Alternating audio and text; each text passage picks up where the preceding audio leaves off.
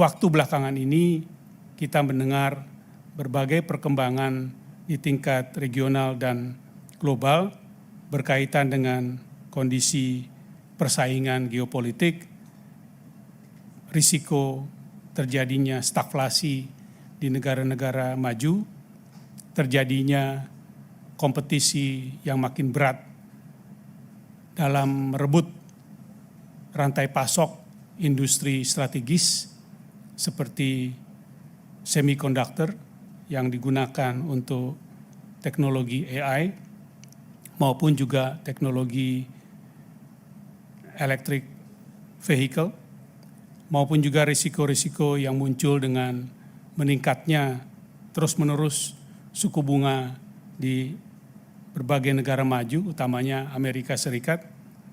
Dan yang paling terakhir adalah risiko bagaimana kemungkinan apabila tidak tercapai antara pihak pemerintah dan Kongres Amerika Serikat berkaitan dengan batasan utang yang harus dipenuhi oleh kebijakan fiskal Amerika Serikat.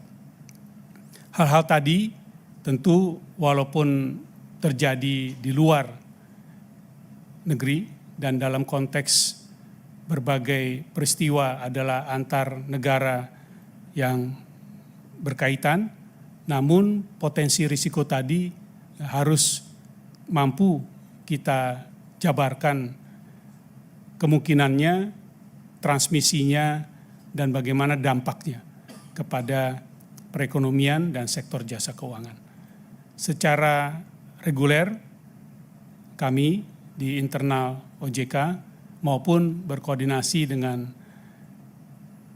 kelompok ataupun KSSK yang tadi kami sudah sampaikan tadi, dan juga dengan berbagai kementerian, lembaga, dan institusi terus melakukan koordinasi, analisis, dan sinergi memitigasinya.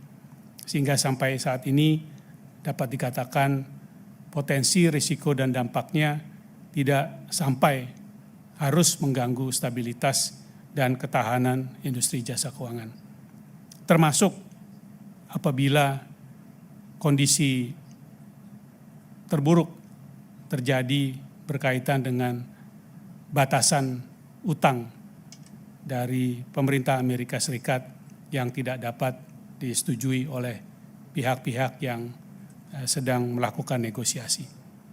Analisis awal yang kami lakukan adalah dampak dari kemungkinan tidak tercapainya kesepakatan berkaitan dengan batasan utang Amerika Serikat atau debt ceiling kepada sektor jasa keuangan maupun industri dan perusahaan-perusahaan jasa keuangan di Indonesia sangat minimal.